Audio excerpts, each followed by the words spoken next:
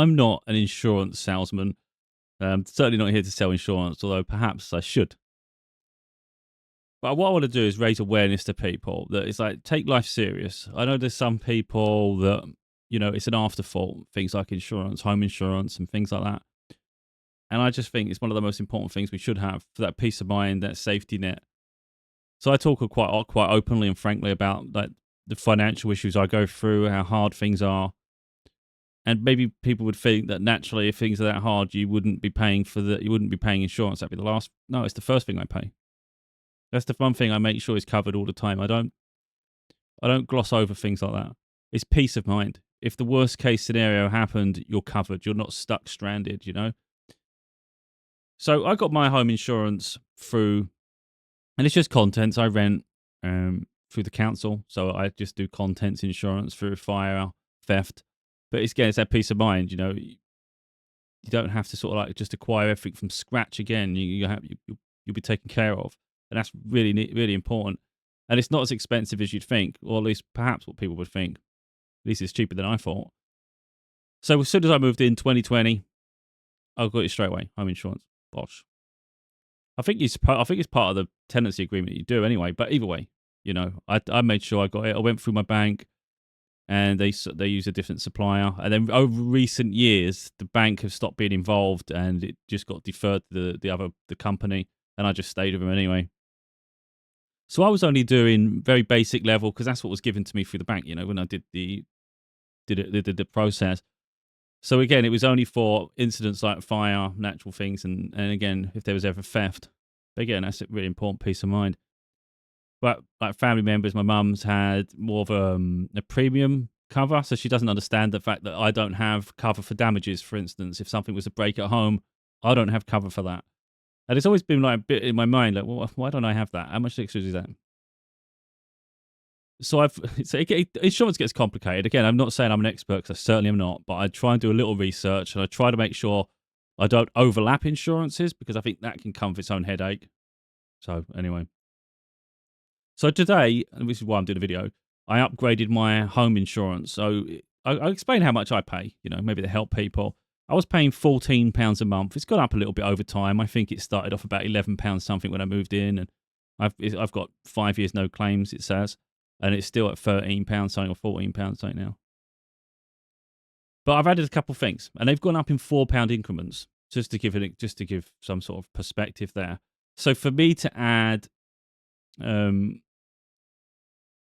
breakdown cover to it, I can't remember exactly what they call it now, but it's just, it doesn't cover everything. But it's more if you drop your phone at home, if you're carrying a telly and you drop a telly, or you spill paint. I think one of them was spill paint on your sofa. It's really if there's an accident, so it's accidental damage around the home. It covers those things, and it's something that's bothered me for a while. Things are quite expensive. You drop something, it's like, oh my god, I've got to pay for that all out of my pocket. You naturally get used to it, don't you? But wait a minute, I can pay £4 a month. What's £4? And that will cover the damage. And my excess, I thought my excess was high. I think it's only £50. So like my car insurance can be quite high, but £50 isn't a lot of excess. So that's what you have to deduct from, any payment you'll get for anything that needs repairing. So anyway, I thought I'm going to add that. I've been wanting it for a long time. I'm adding that. So I got a quote. It went up by £4. So I've gone from £14 something to £18 something. And I thought, okay, bit of a hit, a bit of a hit. Yeah. The thing is, we'd hope we'd never use it. That's the thing. I'd rather waste the money. It's almost like they say prevention's better than the cure. I would much rather spend the money being prepared than need it, the service. So obviously it's going to be a lot more better for not having to need anything. But there was something else I was flirting with, and I just couldn't make a decision. In the end, I went back and did a new quote with it because it was just bothering me that I didn't have it, even though so many things were excluded. And this was personal. I can't remember what they call it now.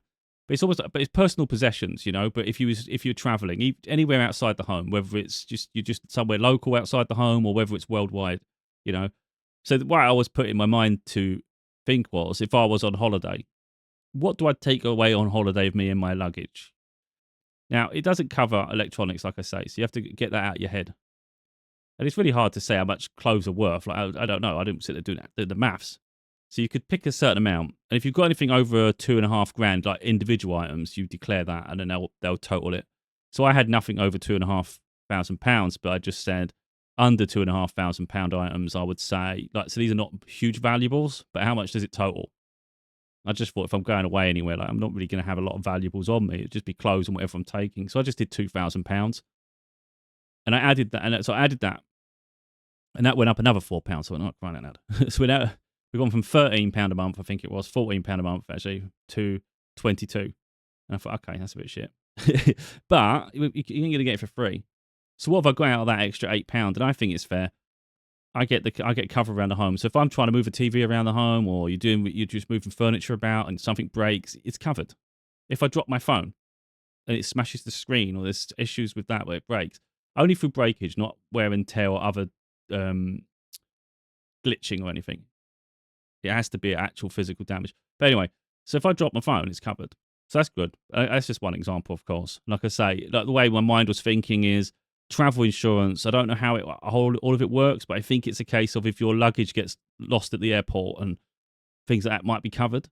Well, I think it is, but I don't think it's covered if it gets stolen from on the way to the hotel, or stolen from the hotel, So that's where I thought, if I do that with my home insurance, the extra £4 a month, that will cover that, because I've set up to £2,000. Now, of course, I could probably go back and adjust that if I think I need more. I think it'll be about that. I'm not extravagant on holiday. So anyway, in my mind, I'm covering all my bases in life. You don't know when something's going to happen in your home, but you don't have to be fearful every time you leave the house. It's like, okay, it's all covered. If anything ever happened, it's replaceable. I have the home insurance. So that's really important. So people that skimp on that, it's just ridiculous, because you just don't know when a nightmare is going to happen in your life. I also have another thing through my bank that I'm debating, because I've got two bank accounts. I've said that before, where I've recently been having one for income and then one for bills. So it gives me a way to manage it where it doesn't just like decimate all my money. If I can't cover all the bills, of course you want to, but I'm not going to go starving anymore. I've done that too many times. So there has to be a base level of living, and that's why I'm doing it, to separate it, to say nothing's taking this out of my bank, But they have like this different insurance policy. So the one I have at the moment, it used to be £18 a month. Then it went up to £22 a month. And now they're moving it to 26. And I'm thinking 26 is a push. For what you get, I think it's a push. So there's a couple of, I can't remember what all of them are now. I think it's travel insurance. Yeah. So I get in the UK, so you've got different breakdown cover. I have RAC. So AA is the bigger national one, but RAC is still big. I'm pretty sure I have a big plan with them, like the world. I think it's European wide or something. So if I was to drive my car in Europe, it's still covered, I think. I have to do the checks on that. But either way, I've got breakdown cover with the RAC. I also have travel insurance. So if I'm ever booking a holiday, I don't have to use any other supplier or the one that come with the booking. I've got my bank doing it because I'm paying through this other thing. And I also get access to airport lounges. So if I'm going on holiday and you can't find a seat, you don't even have to worry about that. Just get through security and head straight for the lounge. And that's, I think I'm sure it's on the other side of security. But either way, I get to go and sit in the lounge and chill out, just get a drink, get some food and things, and it's just all included. But now they've made it where even with that, you still have to pay £6 per person per booking. Whereas in the past, you pay your fee, and it was only £22 a month, and you'd get you and a guest. You could take a guest with you for free. You book it all online. It did it. I've done it. Now they're saying it's £6 per guest, and it's an extra £4 a month. And I'm thinking, well, this is getting a bit stupid. You also get a discount at your airport parking, a little discount. And I think there's a concierge service, so they help you with bookings and things if you're on holiday or different things. So I'm like, okay, that's something. But with this other bank, they are doing AA breakdown cover. I don't know if it's as comprehensive as the RAC one, but they also do, I'm sure I have to check it. I think it comes with the travel insurance as well. Again, I'll have to check this to make sure. But it also comes with mobile phone, like your cell phone insurance. And I'm thinking, that's the thing I'm missing. At the moment, I have it through Apple Care, but that costs like £12.99 a month. So if you could include it all in one bundle, So I have to think, and it's a bit cheaper. I think it's like £22 a month or something like that through this bank.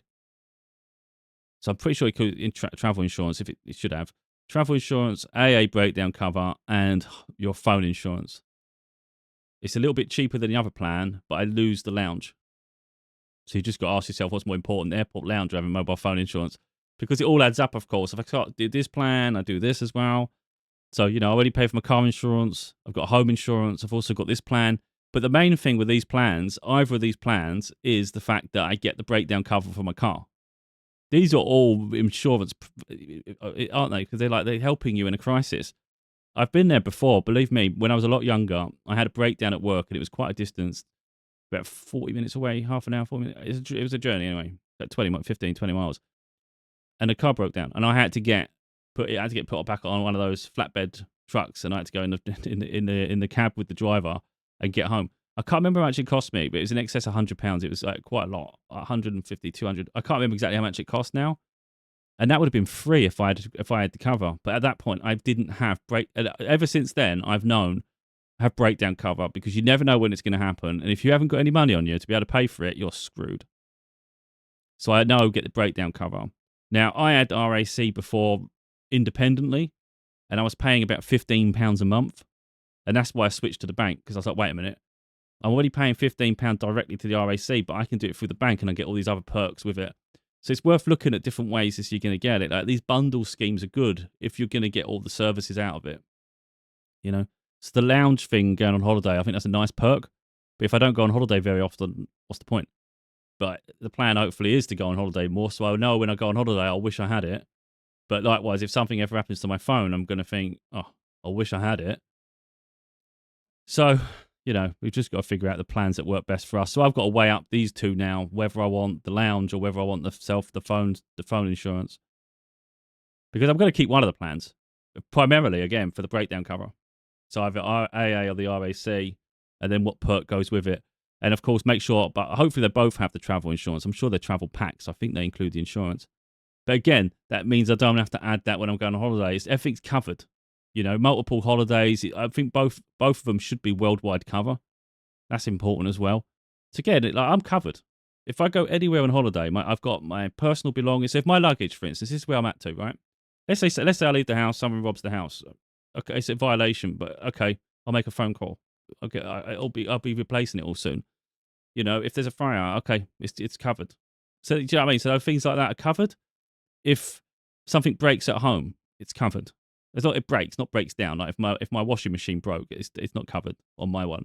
It'd have to be a damage, It's not items like that. But anyway, so I know I'm covered around the home. Also now, if I'm out and about, I have personal property covered as well.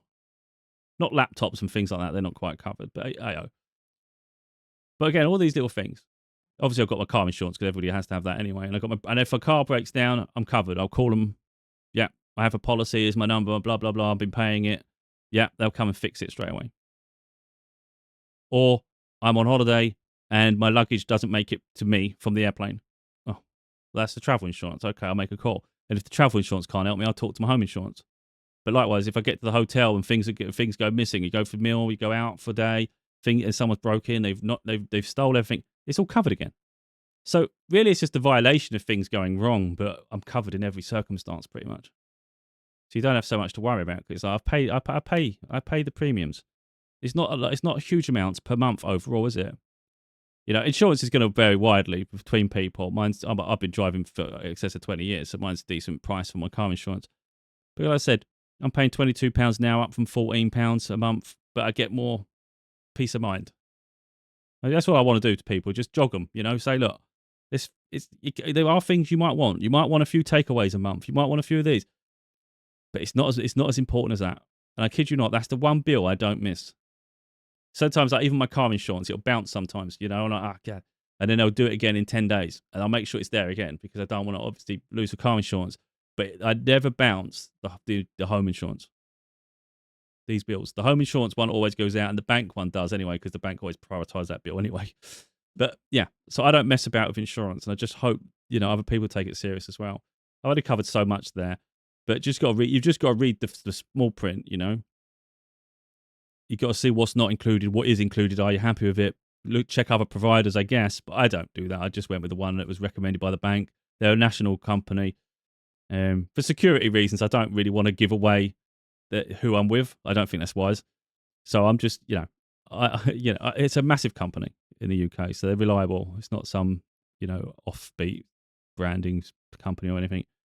So they deal with things quite swiftly and well. But anyway, yeah, just make sure you know what's in the policy and what's not, because otherwise you're going to get caught out.